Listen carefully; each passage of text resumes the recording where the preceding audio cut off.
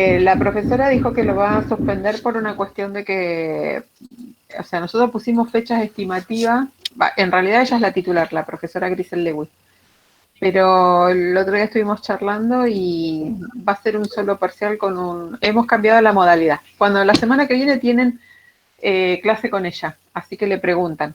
Pero ella determinó tomar un solo parcial con un trabajo integrador evaluativo.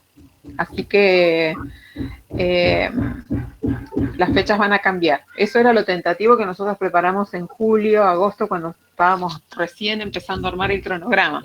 Estábamos armando la materia primero y después armamos el cronograma. Pero bueno, a veces uno planifica y en estas condiciones los tiempos a veces se modifican. Así que quédese tranquila que esa no va a ser la fecha. Va a ser seguramente la última semana o la primera de noviembre, una cosa así, o capaz que en esa fecha. ¿Eh? Pero la que sabe bien esa fecha es la profesora Lewis, que es la titular de la cátedra. ¿Eh? Gracias, profe. De nada, quédense tranquilos, por esa fecha no va a haber problema. Bueno, arrancamos entonces. Para seguir con lo que estuvimos hablando el otro día, o si quiere hacemos un pequeño repasito. El otro día estuvimos hablando de las generalidades de un servicio. En qué consistía un servicio de enfermería, cuáles eran las condiciones que tenía que tener un servicio en cuanto a la generalidad. Hablamos de diferentes servicios, de diferentes complejidades, de diferentes situaciones que tienen los hospitales de acuerdo al lugar de inserción donde están, que el perfil epidemiológico y de la necesidad de ciertos servicios depende de la zona donde esté insertado y de la demanda que haya de esa especialidad o de esa situación específica para tener un servicio. Que todos los servicios tienen un jefe de enfermería, pero que de ahí para arriba hay otros organismos de control, que puede haber supervisión o no, o jefa de departamento, digamos, todo tiene una estructura, y que todos los servicios de enfermería tienen que estar pensados o en línea con las políticas generales organizacionales, tanto de las instituciones de salud si son privadas y tienen su propia política, como las provinciales y las nacionales si son públicas, ¿no? Entonces, cuando estuvimos hablando de los servicios en general, estuvimos hablando de cuáles eran las condiciones para tener un servicio, cuándo era un servicio de internación continua y cuándo era un servicio de hospitalización o de internación alternativa o domiciliaria o diaria, digamos, tiene diferentes diferentes nombres, pero se diferenciaba en la continuidad o no en la estadía, qué era lo que significaba una estadía. Hablamos de cuáles eran las actividades que se relacionaban a cada uno de los eslabones de los servicios, cuál es la función del operativo, del jefe, del coordinador, qué cosas se tienen que tener en cuenta a la hora de controlar, qué cosas se tienen que tener en cuenta para que alguien pueda, para que un grupo pueda llevar adelante un servicio, porque no es solamente el jefe de servicio, sino que es todo el grupo, digamos, el nivel operativo, el jefe, el supervisor, los jefes de departamento. Los servicios no se llevan una sola persona, lo organiza y lo distribuye y lo pone operativo un grupo de personas. Y para que ese grupo de personas logre el objetivo principal, que es el cuidado de las personas en una comunidad, recuerdan que nosotros también hablamos un poquito de negociación y de consenso, de cómo lograr este tipo de cosas en la gestión, digamos, cuáles eran los elementos que había que tener para lograr tener un buen liderazgo, qué herramientas había que desarrollar en diferentes aspectos, qué instrumentos se necesita qué instrumentos hay que tener en cuenta a la hora de poder tomar decisiones, de poder descentralizar la tarea, cómo hacemos para delegar la tarea, qué es lo que tenemos que saber las personas que cumplimos gestión con la delegación de la tarea, cuán importante es el concepto de trabajo en equipo, las 5C, ¿se acuerdan? Las 5C que estuvimos charlando. Y algunas características de lo que se habla mucho ahora y que es una terminología nueva en cuanto a terminología, pero no a contenido y a conceptos, es que nosotros hablamos un poco de coaching y de las habilidades que tiene que tener, que tiene mucho que ver con liderazgo, con motivación, con, digamos, con las condiciones de personalidad y de manejo de grupo que tiene que tener una persona a la hora de tener un grupo de personas a cargo y que tiene que lograr el objetivo de un trabajo continuo en equipo 24 horas, 365 días del año, ¿no? Entonces, esa era más o menos la generalidad. Ahora, para adentrarnos muy en específico dentro de un servicio, cualquiera sea la especialidad, independientemente de la condición y de la complejidad que tenga, porque hay servicios de alta, de mediana y de baja complejidad, siempre también dentro del servicio, cuando nosotros hablamos de políticas institucionales, generales y demás, hablamos de que la institución o la institución pública o desde la pública, en caso del Ministerio de Salud y Educación, y si es privado, de la autogestión de esa institución, de tener unas políticas y metas organizacionales en cuanto a qué es lo que pretende de su personal esa gestión, ¿no? Pero también se tienen que tener en cuenta estas cuestiones de políticas, de doctrinas, de objetivos, de metas, de propósitos en cada uno de los servicios, porque cada grupo tiene un objetivo, una meta que obviamente en general es el cuidar a la persona, porque es nuestra función, pero también tiene otras cuestiones que tienen que ver, como dijimos antes, la capacidad de poder facilitarle el desarrollo de las habilidades, que alguien tenga la predisposición o el interés por desarrollar alguna habilidad en específico, a cambiar alguna política o alguna forma de trabajo que puede mejorar y optimizar el trabajo del grupo. No pensando solo en el trabajo individual, sino en el trabajo del conjunto. Entonces, cada servicio también tiene que tener una doctrina, una política y un objetivo, una meta a cual cumplir que se circunscriba a ese grupo, a ese lugar. Obviamente que hay que identificar en base, también esas cosas tienen que estar en línea con el hospital. Si el hospital o la institución pública va para el desarrollo de la atención primaria, yo no voy a plantear objetivos de tener, acentuar la política sanitaria hacia el cuidado crítico, digamos. No tengo que ir en contra de lo que se pretende a niveles generales. Sí puedo tener algunos objetivos, algunas cuestiones muy particulares, pero en general tiene que estar dentro del marco institucional o político del momento. Entonces, también es importante que los servicios de enfermería individualmente identifiquen dentro de esa institución cómo trabajan los otros servicios y cómo me puedo complementar yo con ellos para optimizar el trabajo, para hacer esto de proceso, digamos, de poder relacionarme porque somos todos una red.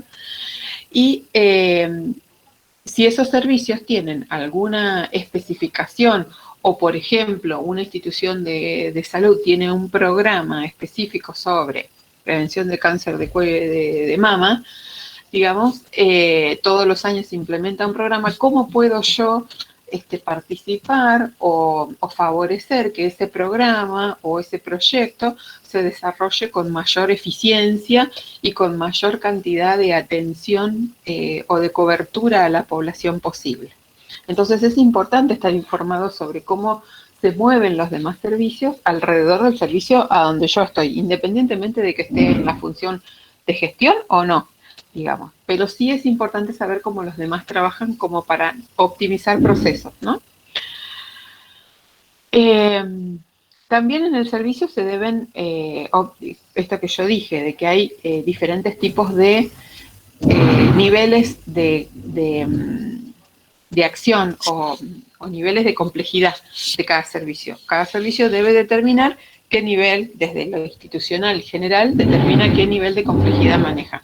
Pero también dentro del servicio, hacia adentro, independientemente de que nosotros supongamos seamos un servicio de terapia intermedia nosotros sepamos que atendemos pacientes dentro de un rango de lo que significa hacer un cuidado intermedio, pero debemos tener claro que puede pasar que en algún momento tengamos o pacientes de menos complejidad o que tengamos pacientes de mayor complejidad, como está pasando en este momento. Este momento está dando todos los ejemplos posibles de las cosas que pueden pasar en un sistema de salud cuando hay una crisis sanitaria como la que tenemos en este momento. Entonces, el servicio tiene que estar preparado para poder abordar esa situación en caso de que eso no sea así todo el tiempo. La generalidad va a ser un servicio de atención de cuidado intermedio, pero puede ser que haya momentos críticos en los cuales tengamos que atender alta complejidad, que es lo que más nos complejiza, y lo que nos baja el estrés y la ansiedad es tener pacientes de menos complejidad. Pero el servicio tiene que estar preparado para estas circunstancias, a veces no está preparado desde lo edilicio, pero sí desde la organización. Digamos, siempre hay que planificar y pensar qué podría pasar si pasara tal cosa. Entonces, esas cosas a veces tienen que estar pensadas. A veces lo vemos demasiado lejos, nunca pensamos que podría pasar, y en realidad pasa como pasa ahora, de un mes para otro, tenemos, o de días para otros, tenemos sistemas sanitarios saturados porque no se previno, digamos. Hay cosas que se pueden prevenir, paredes y equipamiento se puede prevenir, pero recurso humano no se puede prevenir. Entonces, esta falta de apoyo a la formación y a la capacitación y a la especialización del personal, tanto de enfermería como medicina, como todas las ramas de la medicina que en este momento están en situación crítica, se nota en esta pandemia que hay una falta de apoyo. No estoy hablando desde lo personal del servicio, sino a nivel nacional. Digamos que no hubo políticas claras, ni de soporte, ni de para facilitar, perdón, la formación y el conocimiento y la especialización de los profesionales en diferentes áreas, ¿no? Ahora todos los enfermeros de terapia intensiva son cotizados en dólares. ¿Por qué? Porque claramente son el personal que se necesita y que está en situación crítica en este momento ante esta situación de pandemia, ¿no? Bueno, ¿cómo va a administrar el cuidado ese servicio? También tenemos que tener pensado dentro del servicio cómo el nivel operativo y cómo el personal en general va a planificar la actividad durante la jornada laboral, durante cada guardia. ¿Cuáles van a ser las cosas que va a hacer del área administrativa? ¿Cuáles son las cosas que se hace desde el área del cuidado? ¿Cómo se relaciona con los otros servicios? Y en la distribución de las tareas y en la planificación de las tareas durante las 24 horas, va a repercutir en el cuidado que tiene la persona o el paciente en ese momento mientras está internado. También es importante que como servicio se participe en los procesos evaluativos, tanto de dentro intraservicios como los extraservicios, digamos, los institucionales. A veces no nos gusta que nos evalúen, la mayoría de las veces nos creemos que nadie tiene derecho a evaluar nuestra tarea, pero en realidad es importante porque eso nos da datos en los cuales nosotros podemos mejorar nuestro trabajo sin desmerecer lo que ya hicimos, digamos. Esto no es una cuestión de a ver quién lo hizo mejor, sino de darnos estadísticas, datos y recursos o información para poder mejorar la actividad. Esto ayuda al análisis de toda la administración, tanto de recursos materiales como de recursos humanos, y para favorecer los procesos formativos, tanto del recurso que está trabajando como de los futuros profesionales. Entonces, ¿qué es lo que sale de esta pandemia en esta situación específica? ¿Qué es lo que sale? Como resultado obvio, que hay poco personal formado en cuidados críticos y que el recurso formado es totalmente escaso. Entonces, que hay que apuntalar a la formación en todos los niveles, ¿no? Otra de las cosas que se tienen que hacer en un servicio es planificar. La planificación es algo imperativo y se tiene que ser diaria y que tiene que ser a corto, mediano y largo plazo. O sea, tenemos que tener metas y objetivos en estos 3 niveles. Y para eso es lo que yo decía antes, necesitamos también insumo para poder planificar. Si no sabemos cómo nos trabajamos, cómo nos desarrollamos y hacia dónde vamos, si no tenemos insumo para poder planificar, es como el proceso de atención. Si no sabemos, cuando valoramos al paciente y no recolectamos los datos, ¿cómo vamos a hacer un diagnóstico si no sabemos ni lo que estamos, ni los datos que tenemos? Esto es lo mismo. ¿Cómo vamos a planificar algo si no tenemos el dato para poder hacer un estudio de situación? Digamos, ¿qué es lo importante? Una vez logrado el insumo, es importante poder ahí sentarse, consensuar y planificar los objetivos, ¿sí? Recuerden que esto siempre es trabajo en equipo. Digamos, ver cómo podemos consensuar entre el grupo, optimizar el trabajo. Cuando hablamos de organización, hablamos de una cuestión que tiene 2 aspectos importantes. La estructuración, que puede ser horizontal y vertical. ¿Cuándo es una organización horizontal? Cuando nosotros, los enfermeros, nos hacemos distribución o actividades desde el mismo nivel, digamos. Operativos, todos en el mismo nivel, o jefe de servicio, todos en el mismo nivel. Digamos, cuando la actividad es totalmente transversal a todos los integrantes. Se pueden agrupar de diferentes maneras. Se pueden agrupar o por la cantidad de usuarios, o se puede agrupar por actividades. Supongamos, un grupo hace medicación, un grupo hace baño en cama, un grupo, ese tipo de cosas, ¿no?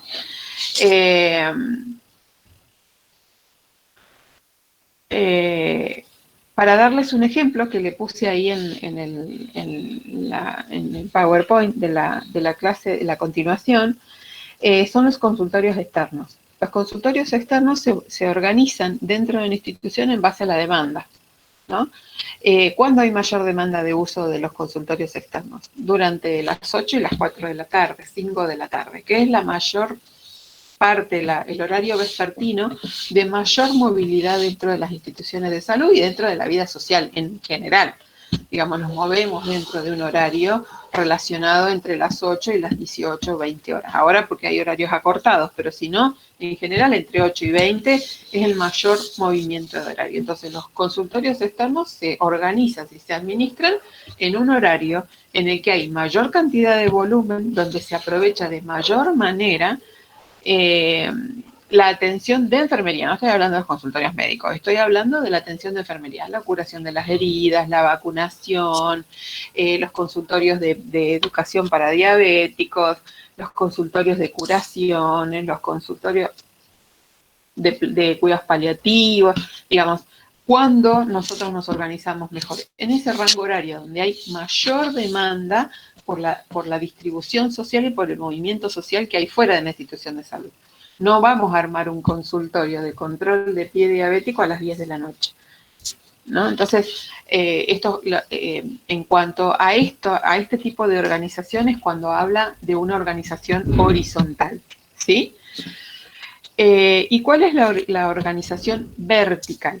Es la que señala los niveles del mando, las asesorías, la coordinación, y esta organización vertical transforma a todo lo que es, le da a los mandos la responsabilidad y la autoridad para trabajar o tener autoridad para resolver situaciones y para delegar, digamos. Entonces, ahí es cuando alguien dentro de una estructuración y dentro de una organización vertical, tiene un cargo de coordinador, referente, jefe de servicio, lo que fuere, tiene la responsabilidad y la autoridad para ejercerla y poder así lograr los objetivos planteados, tanto institucionales como dentro del servicio. Entonces, dentro de la vertical también tenemos 4 niveles de organización. El nivel normativo que corresponde a la jefatura de servicio, un nivel directivo que está compartido entre la jefatura y los que lo representan, un nivel de supervisión, que es lo que hablamos el otro día, el supervisor, el jefe de servicio o los diferentes supervisores de áreas, algo que comentamos el otro día, y el nivel operativo, que es el nivel operativo es el que está directo en la atención al paciente. Eso en cuanto a organización en general. Ahora vamos a hablar de instalaciones. Las instalaciones tienen que ser obviamente acordes a, digamos, los hospitales siempre son chicos, o sea, el aumento de la población o del crecimiento demográfico siempre va mucho más rápido de lo que las instituciones, tanto públicas como privadas, pueden desarrollar ampliaciones o hospitales nuevos o lo que fuera. Y siempre se relaciona a recursos financieros, económicos y recursos humanos. Entonces, cuando hablamos de recursos humanos, primeramente tenemos que pensar que dentro de una estructura se debe calcular la cantidad de personal necesaria para la atención que nosotros pretendemos poner. Supongamos, no es la misma la cantidad de recursos humanos que vamos a necesitar para atender en el Castro Rendón que para atender en el Hospital de Alumineo o en el de San Martín de los Andes, ¿no? Porque depende del nivel de complejidad, de la cantidad de servicios que tenga, del nivel de población que tenga y también de lo que hablábamos antes es de la mirada epidemiológica. No son los mismos los casos de San Martín que los de Butarranquil o los de Chusmalal. Digamos, San Martín de los Andes, toda la zona andina, tiene un alto índice de brotes de enfermedad de Hanta, por ejemplo. ¿Cuántas veces ha pasado que ha habido brotes de Hanta en la cordillera? Y bueno, y los hospitales de la zona están preparados y están capacitados permanentemente para la atención de ese tipo de crisis sanitaria. No es lo mismo en Chosmalal.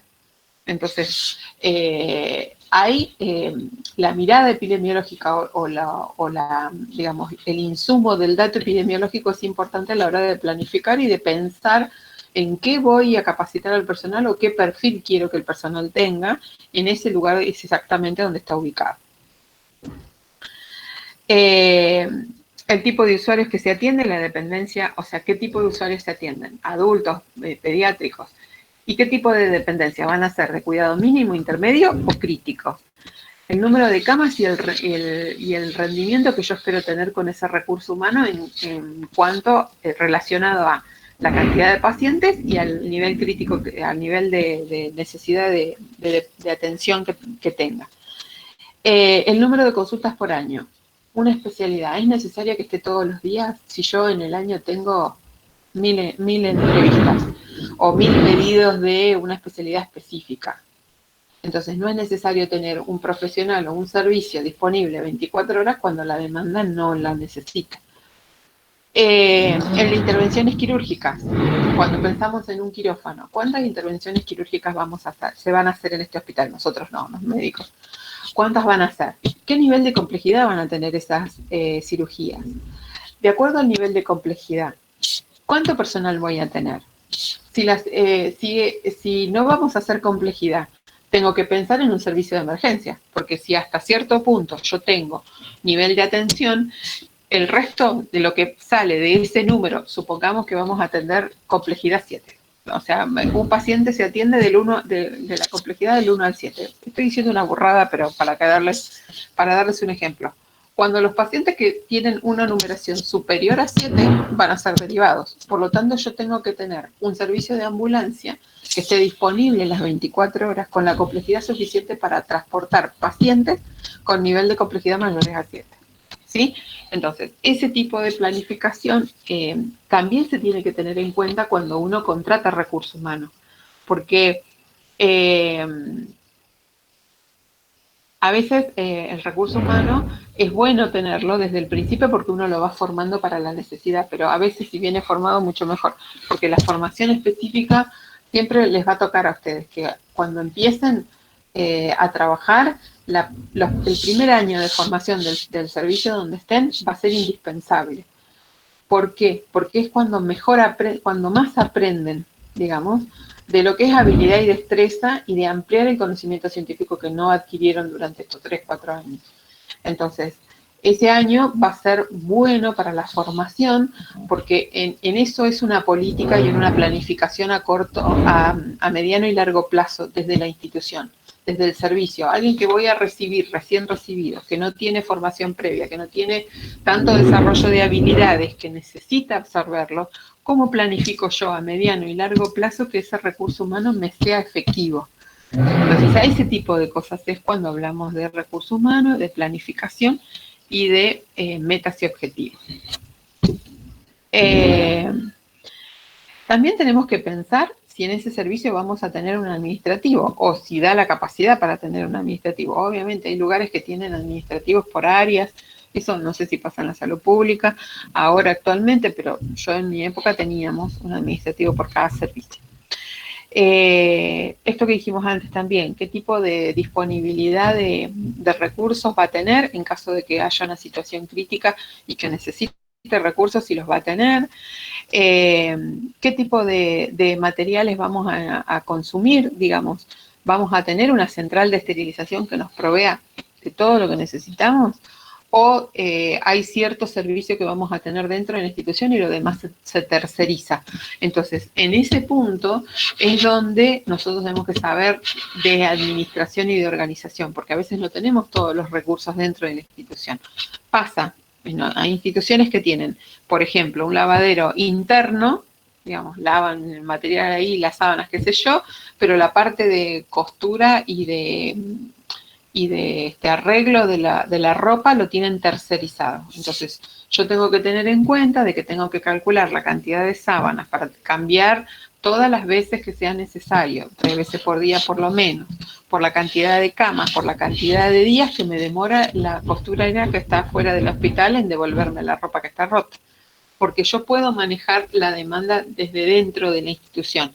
Decirle, bueno, mira, a este servicio lo necesita urgente, entonces esa persona dentro de la institución puede trabajar específicamente para algo. Pero cuando tienen el servicio tercerizado, que muchas veces pasa con esterilización, que tercerizan el servicio, entonces vos dependés del tiempo del otro, no dependés del tuyo. Puede ser toda la urgencia que vos quieras, pero si vos no avisaste y no planificaste la previsión de los recursos que vos necesites, tanto humanos como materiales, para una circunstancia, no es culpa del otro, es un problema tuyo de organización y de planificación, ¿no? Y también hay que tener en cuenta qué proyección pretende tener la institución en la comunidad. Eso lo pueden pensar o lo pueden evaluar bien desde el punto de vista de la institución privada. ¿Qué tipo, qué proyecciones ustedes ven en ciertas instituciones de acuerdo a la visibilidad que tienen hacia la comunidad? No solamente desde el punto de vista de marketing y de propaganda, que eso ayuda muchísimo, a el impacto que tiene específicamente en la comunidad en cuanto al trabajo que realiza esa institución, ¿no?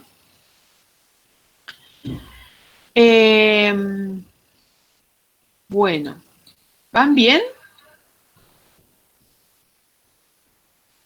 Sí, profe. Bueno, Sí, profe. no se duerman. Yo sé que es aburrido martes a esta tarde, pero no se duerman. Bueno, también tenemos que tener en claro los modelos de dotación del personal de enfermería. Nosotros hablamos en las primeras clases los diferentes niveles de formación, ¿no es cierto? Cada nivel de formación tiene un perfil de egresado. O sea, más allá de que el enfermero es enfermero y tiene una, digamos, como un perfil general de trabajo, no todas las instituciones logran obtener el mismo perfil. Cada institución le da, digamos, como el plus individual o como el toque personal de cada institución al egresado. Alguien puede tener una actividad o una habilidad más desarrollada que otra, o la capacidad de pensar en un campo laboral que no sea solo el hospitalario. En este momento, si nosotros hablamos, los enfermeros van todos de cabeza a trabajar el sistema de salud. No es algo que a mí me disguste, pero es algo que no me gusta, porque nosotros tenemos que poder desarrollar otras actividades laborales, pero es tanta la escasez de recursos de enfermería que efectivamente nunca logramos despegar de solamente la actividad hospitalaria, porque la enfermería no es solamente hospital y centro de salud, es docencia, es investigación, es desarrollar ámbitos nuevos como puede ser la enfermería escolar, digamos, hay diferentes cosas para desarrollar.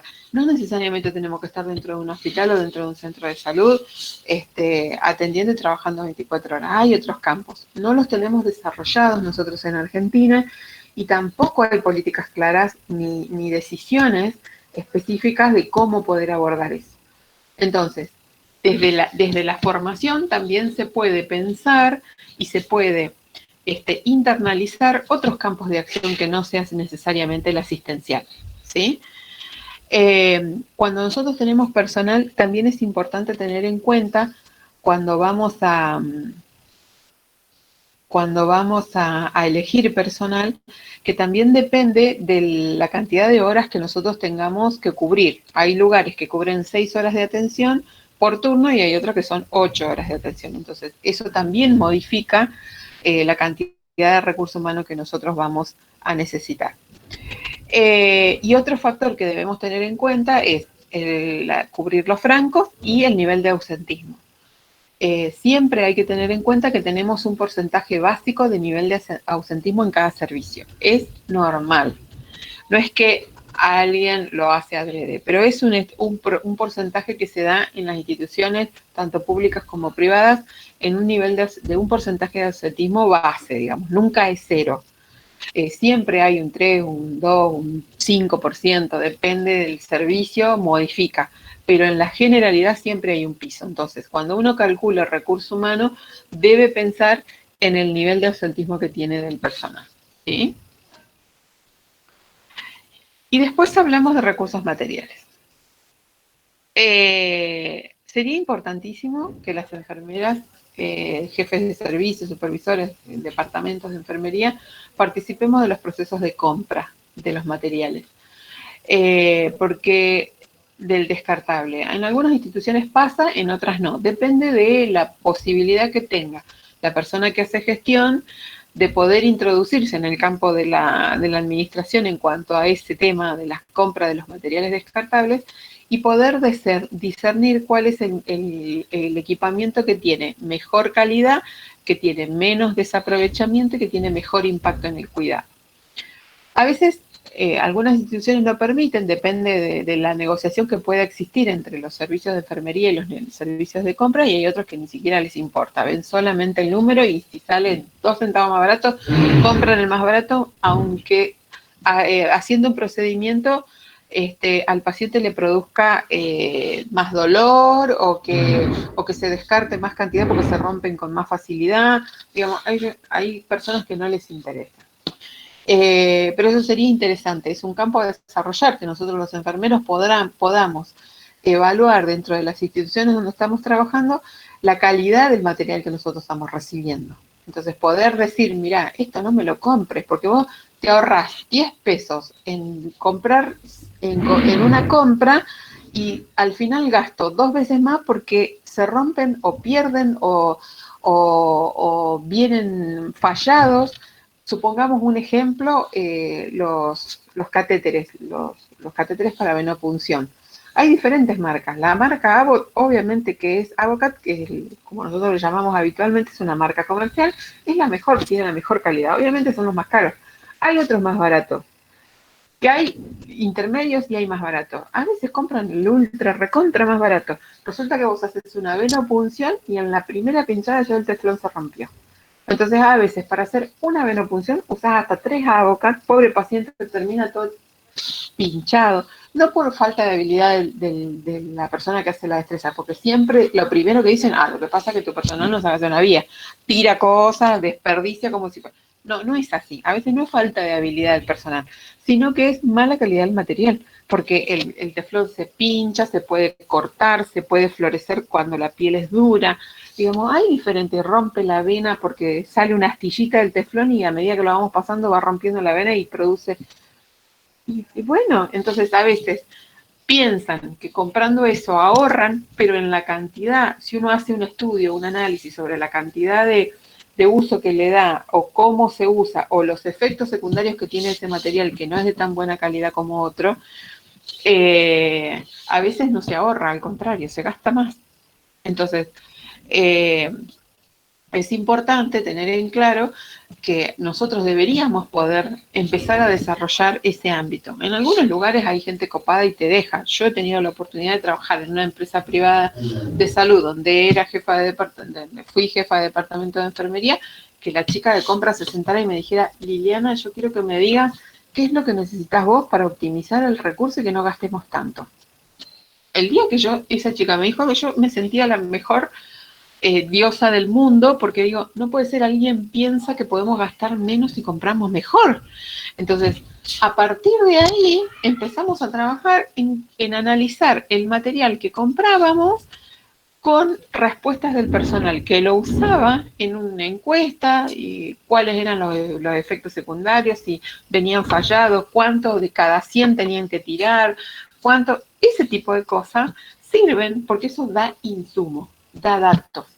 Entonces, con esos datos, el personal de compra justificaba que pagar 2 centavos más caro un catéter impactaba en la economía porque se usaba menos cantidad y había menos efectos secundarios en las venas de los pacientes. Entonces, cuando uno hace ese tipo de cosas, puede trabajar mejor. Y eso tiene que ver también con el trabajo de enfermería desde el punto de vista de controlar el recurso material. Cuando uno habla de recurso material, no es solamente contar cuántas jeringas y agujas tengo para pasar la guardia. Es efectivamente ver cómo funciona esa cantidad de jeringas y esa cantidad de agujas que tengo para optimizar el recurso y trabajar mejor y causar el menor daño posible, ¿no? En ninguna de las, yo creo que en ningún lado enfermería tiene hasta ahora, tiene participación en cuanto al presupuesto que necesita una institución de salud para la compra, para determinar para ciertos recursos.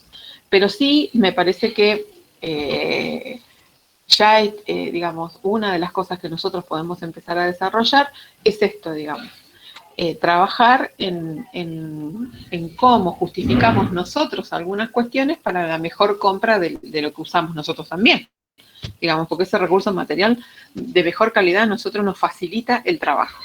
¿Y cómo se hace la sistematización de todo eso? Obviamente que hay que redactar todo lo que son normas, lineamientos, protocolos de trabajo, digamos. Cada servicio tiene que tener su guía de trabajo para sistematizar ciertas cuestiones que deben ser generales a todos los servicios. Y esto debe estar pensado también en función de poder evaluar, digamos, durante cierto tiempo, que uno haga evaluaciones periódicas sobre cómo se trabaja en el servicio y si se relaja o no, por decir una palabra, o si hay que mejorar algunos procesos, o si el protocolo, el lineamiento o lo que nosotros escribimos hace un año ya está fuera digamos, del contexto real en el que estamos viviendo. Y esto siempre se debe revisar periódicamente. ¿Por qué? Porque ustedes saben, la salud es muy dinámica, todo lo que tiene que ver con la medicina y los conocimientos. Entonces, al ser tan dinámico, también nosotros tenemos que ser dinámicos en escribir ciertos procesos o ciertos lineamientos en los que tenemos que estar renovándonos permanentemente, ¿no? La actualización es algo indispensable. Bueno, también tenemos que tener en claro, bueno, yo ya se los he dicho durante la clase pasada y esta también, aportar o favorecer o facilitar o lo que ustedes quieran, el nombre que ustedes le quieran poner, el verbo que quieran ponerle, con respecto a la formación o a la educación o a la predisposición a adquirir mayor conocimiento en algún área, supongamos una especialidad como cuidados críticos, ¿no? Que siempre tengamos la posibilidad de favorecer o pensemos en favorecer a nuestro compañero en darle la posibilidad de poder mejorar o de adquirir mayor conocimiento científico sobre un área. ¿Por qué? Porque eso después a mí me retribuye en mi trabajo y retribuye al resto del equipo y principalmente retribuye en el cuidado de la comunidad. Y cuando hablamos de evaluación, algo que siempre me olvido de decir, pero cuando hablamos de evaluación de personal y estamos hablando de este tipo de cosas, de evaluación de desempeño o de valorar cómo es la dinámica del grupo, siempre tiene que estar clara la evaluación, siempre tiene que estar bien planteada, con objetivos muy claros. ¿Y cuál va a ser la finalidad de esa evaluación? La finalidad la finalidad de la evaluación nunca tiene que ser punitiva, o sea, nunca tiene que ser con el objetivo de señalar a alguien, sino al contrario, sino de mejorar y evaluar los procesos para mejorar la atención y que esos procesos mejoren la calidad de trabajo de cada uno de los interesados o de los participantes de esa evaluación y de ese área, y que también aporte datos para la mejor formación. ¿Por qué? Porque a veces uno trabaja mal sin saberlo, sin darse cuenta que lo que está haciendo mal porque tiene o falta de conocimiento o un concepto erróneo, o lo hace porque siempre se hace así. Una cosa que siempre decimos de los servicios es que trabajan rutinariamente y que el nuevo ingresante capaz que tiene nuevas ideas y el que está hace 15 años, no, mira, lo lamento mucho, pero acá toda la vida se hizo así. Funciona bien, así que lo seguimos haciendo así. No importa que hayan pasado 15 años, ya está. Y no es así. Esto de evaluar permanentemente y de modificar procesos internos de trabajo que nos hagan mejorar. A veces los cambios no nos gustan, en la mayoría de las veces los cambios no nos gustan porque estamos cómodos dentro de una situación que podemos manejar. Pero eso no determina de que el trabajo esté bien hecho, ni que todas las personas estén trabajando de manera óptima, y que esto también apunta al cuidado del cuidador. Es una de las herramientas que se necesita para cuidar al cuidador, porque si yo hago evaluaciones, lo cuido, lo motivo y lo promuevo a que mejore sus procesos, mejora el conjunto, y de ahí abajo para arriba todo el mundo.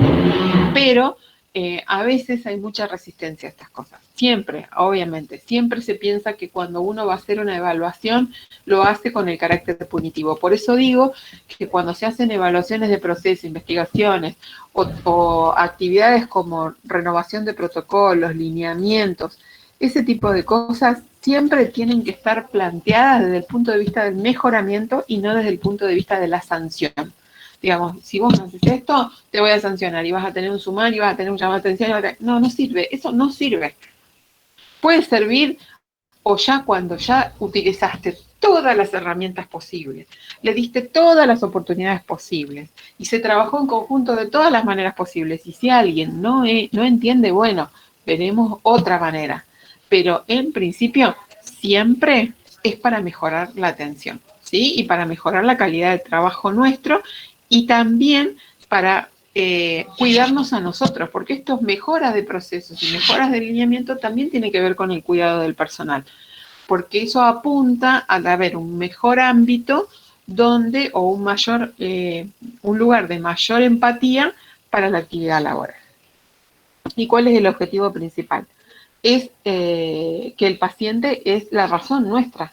El paciente es nuestro eje de atención. Existimos porque existe la enfermedad, existimos porque hay que cuidar. Ese es nuestro cuidar, en todo sentido. No solamente dentro de los hospitales, vuelvo a decir, podemos cuidar a chicos en una escuela, podemos hacer promoción de atención primaria en Formosa o en la selva chaqueña, podemos hacer investigaciones sobre cuestiones que tienen que ver dentro de los hospitales, podemos investigar desde afuera sin haber trabajado, podemos ser docente y formar a personal en la docencia que tenga mucho que dar desde su lugar.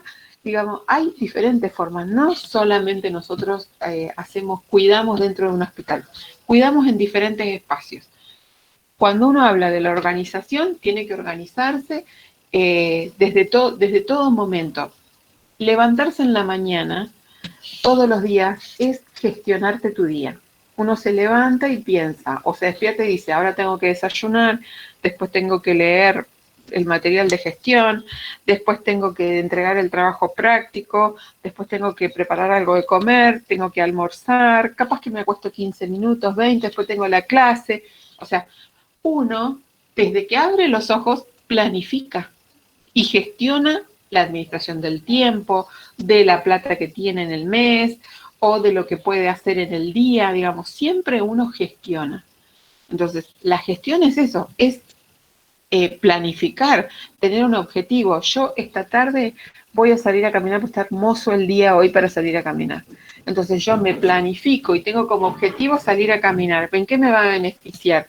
Y yo lo hago porque está lindo el día, porque me va a distraer, porque voy a sacar la cabeza de la computadora, porque necesito tomar aire fresco. Bueno, eso es planificar, eso es gestionar. Yo gestiono algo. Quiero salir un sábado a la noche. Ahora no hay boliche, pero supónganse que hubiera. Ustedes planifican, me voy a juntar con tal, me voy a ir a tal hora, de acá me voy para allá, de allá me voy para allá, cuánta plata tengo que tener, a dónde me voy a mover, voy a ir en auto, voy a ir en taxi, voy en cole, digamos. A ver, todo eso es gestión. Entonces, esa gestión que nosotros trabajamos en nuestro ámbito privado, en nuestra familia, en el ámbito donde estamos como estudiantes, ustedes gestionan su tiempo para estudiar, eso lo tenemos que aplicar a una persona con cuidado. Y la persona con cuidado no es solamente hospital, son diferentes lugares, pero nuestro centro de atención siempre es el paciente. Y una cosa que nosotros no hacemos tampoco habitualmente es desarrollar grandes programas o proyectos. A veces salen de una idea o nos acoplamos a proyectos de otros. Pero no somos grandes generadores de proyectos. Hay algunas cosas que son muy visibles, pero hay otras que no. En algunos ámbitos hay 0 proyectos de enfermería, cuando nosotros podemos hacer muchas cosas más. ¿Sí? Bueno, con esto terminaríamos este tema. ¿Alguien tiene alguna pregunta que quiera hacerme sobre esto?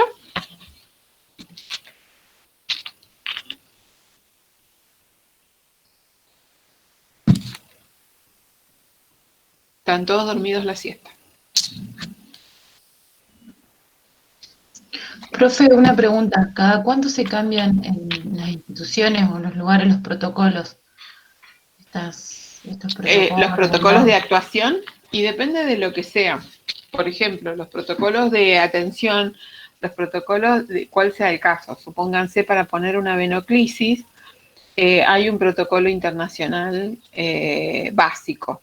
Y después cada servicio, cada institución, cada país lo adapta a su realidad. Y eso depende también de el entorno en el que están, digamos, ¿no? Depende de la realidad y de, por ejemplo, los protocolos de bioseguridad. De marzo a ahora, con la pandemia, cambiaron fácilmente unos 7 veces cómo tenemos que atender al paciente. O sea, hubieron varias que quedaron iguales, como el distanciamiento, como el uso del barbijo, como qué sé yo. Pero después hay otras que se han ido agregando. Por ejemplo, si ustedes recuerdan o han estado escuchando, cuando se considera una persona infectada de COVID. ¿Se acuerdan cuando empezamos en marzo? Era cuando tenía fiebre, cuando esto lo llevaban, lo internaban, por más que estuviera sano, que no tuviera ningún problema, bla, bla, bla. Cuando empezó a haber circulación comunitaria, han cambiado los protocolos de cómo se considera un paciente infectado de COVID 10 veces. Cada vez se amplía más. ¿Por qué? Porque hay cada vez más parámetros que dicen que eso se tiene que cambiar. Esto es muy dinámico, lo vemos ahora. Este es un claro ejemplo. Esta pandemia es un claro ejemplo de todo lo que hay que cambiar en salud. De todo lo que hay que cambiar en salud. Entonces, hay muchas cosas que quedan estancadas en el tiempo que después la realidad a uno lo sobrepasa, como lo que pasa ahora. Pero depende de eso, del contexto en el que esté, del lugar a donde sea, del impacto que tenga que tener ese cambio, cuál es la circunstancia que hace que se cambie, y siempre tiene que ser mejorador, nunca tiene que ser en retroceso, ¿sí? Pero no hay tiempos para eso. Bibliografía sí, falta subir un libro que no me entra en la PEDCO, que lo tengo que hacer cortar, pero está en un yo intenté abrirlo, pero está en un PDF codificado, así que lo mandé para que lo descodifiquen, a ver si lo pueden descodificar. Y lo subo, pero sí, la bibliografía está toda en la carpeta. Cualquier cosa, si agregamos algo más, le decimos. Ahí en la carpeta de bibliografía de la PEDCO. Otra consulta, profe. Sí. Con respecto a lo que usted decía de que enfermería, una vez recibido, siempre se dedican a la atención. Si uno se quisiera dedicar a la investigación y todos estos temas que usted decía, ¿cómo se hace? O sea, las clínicas tienen un área de investigación donde uno puede ir y Sí, trabajar o... sí, o sea, las clínicas hacen una de la parte de la investigación. Primero que para ser investigadora tenés que ser licenciada. No podés ser, o sea, o podés ser enfermera, pero seguramente serías parte operativa de los niveles de investigación. Hay laboratorios que se dedican a la investigación. Por ejemplo, yo hice investigación farmacológica. Yo estuve en un centro de investigación y participé de 3 procesos, de 3 investigaciones con la institución donde yo trabajaba y hacía evaluación de la aplicación de un medicamento. Lo aplicaban enfermeros y yo evaluaba los efectos secundarios. Hay diferentes tipos de investigación. En la universidad hay investigación relacionada al trabajo. Uno puede calificar a través de la universidad por el CONICET o por distintas instituciones. Hay instituciones que se dedican más a la investigación que otras. Pero sí hay lugares. Lo que pasa es que nosotros no lo desarrollamos habitualmente. No es algo que también están los comités de docencia e investigación de los hospitales. De Castro Rondón tiene uno importante, ciudades grandes, si no, no hay investigación. En los lugares chicos que en general no hay nada de investigación, pero en los lugares grandes sí. Primeramente hay que estudiar la licenciatura de grado, o sea, el título de grado. Lo que pasa es que cuando entran en la vorágine del hospital, es difícil después salir de ahí. Es un paso dejar el asistencialismo. Es hermosa la enfermería, yo la amo, enfermería no... si volvieran a hacer 10 veces creo que elegiría hacer lo mismo y volvería todas exactamente las mismas cosas y haría exactamente lo mismo porque me enseñó muchísimo. Y dejar el asistencialismo es difícil, pero a veces hay otras cosas, hay que probar desarrollar otras cosas. Yo probé hacer investigación y me encantó. No me gusta la parte administrativa, obviamente, los papeles a nosotros no nos gustan para nada, son re tediosos. Pero está bueno porque nos da otra mirada. Yo hice investigación farmacológica y la verdad que me encantó.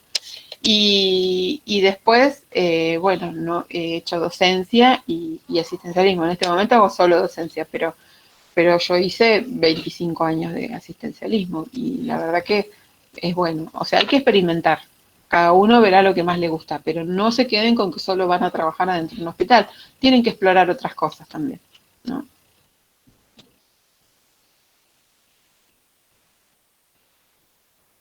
¿Alguna otra pregunta?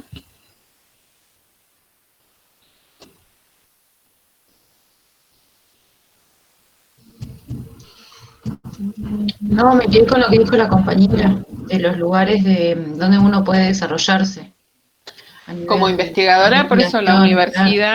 universidad, algunas instituciones, a veces hacen, las instituciones privadas a veces trabajan yo trabajaba en una privada y trabajaba con un protocolo, con un centro de investigación que hacía investigación farmacológica, con creación de nuevos medicamentos y la etapa yo participé en las etapas de prueba con humanos, ya cuando está el proyecto de investigación terminando, cuando ya se fabricó el medicamento, cuando ya se probó en animales y después se prueba en humanos. Yo estuve participando de 3 investigaciones. Muy interesante, muy interesante. La verdad que muy interesante. Hay que buscar. Una vez que terminan de estudiar, tienen que empezar a buscar. Obviamente que seguramente van a tener que trabajar en los hospitales o en los centros de salud o en cualquier nivel asistencial para poder sobrevivir, y es lógico. Todos lo hacemos. Pero no se queden con esto. O desarrollen otra cosa dentro de una institución sanitaria. No se queden con objetivos cortos. Siempre piensen en que pueden hacer algo más. Gracias, profe. De nada. ¿Alguna otra pregunta?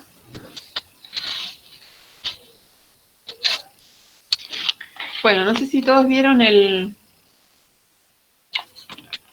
avisito que les puse ahí en el chat. Los que no estén inscritos en el SIU, por favor, manden a ese correo de la cátedra los datos, porque necesitamos tener el registro de todos los que están cursando para que los que tengan materias que adeudan tengamos los datos para guardarles la nota. Así que manden toda la información al correo. Y la clase de la semana que viene van a tener clase con la profesora Lewis, ¿sí? Nosotros nos vamos a ver a fin de mes recién. Ok, profe. Profe, una Gracias. consulta. ¿Sí? Le envío los datos a ese correo si debo alguna materia para cursar esta materia.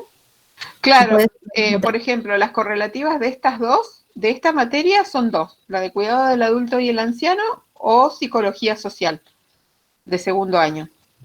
Si deben alguna de las dos materias, ¿cuál es la que deben? O si la están cursando paralela o si...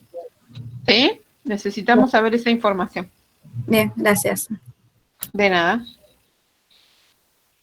¿Alguna otra cosa?